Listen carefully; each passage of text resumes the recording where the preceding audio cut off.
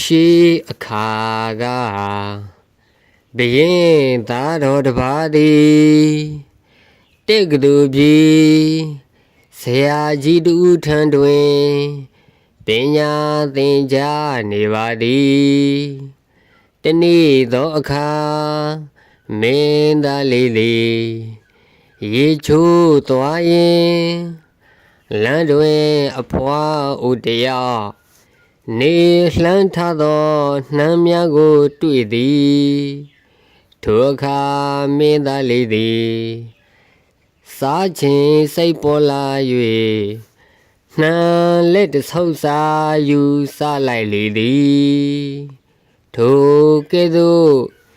နေ့စဉ်ယူစားနေသဖြင့်သောရဲ့မြောက်နေ့တွင်အဖွားဦးသည်ဆရာကြီးအားတိုင်ကြားလေသည်ထိုအခါဆရာကြီးသည်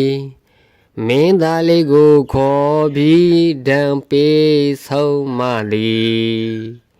မင်းသားလေးသည်သူ့လိုဘယင်းသားတော်တစ်ပါးကိုဒဏ်ပေးသည့်အတွက်ဆရာကြီးအားရန်ညှိုးထားခဲ့သည်မင်းသားလေးသည်ပညာသင်ပြီးသောအခါမိမိတိုင်းပြည်သို့ပြန်သွားခဲ့သည်အချိန်တန်သောအခါ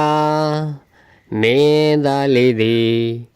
ဘယင်းတစ်ပါးဖြစ်လာခဲ့သည်ဘယင်းဖြစ်လာသောမင်းသားလေးသည်သူအားဒဏ်ပေးခဲ့သောဆရာကြီးကိုတတ်ရန်ခေါ်ခိုင်းလိုက်သည်ဆရာကြီးရောက်လာသောအခါ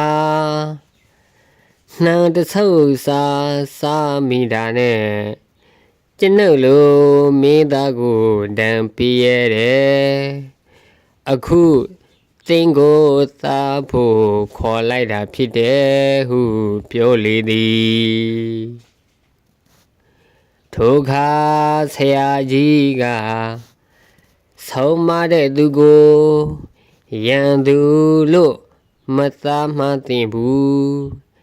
တိုင်းပြည်အုပ်ချုပ်မဲ့သူဟာခိုးတဲ့အကျင့်မရှိရဘူးခိုးတတ်တဲ့သူကိုတိုင်းသူပြည်သားတွေကဆန်းကျင်ကြလိမ့်မယ်ဒီလိုသာငါကဒဏ်ပေးမဆုံးမခဲ့ရင်သင်ဟာ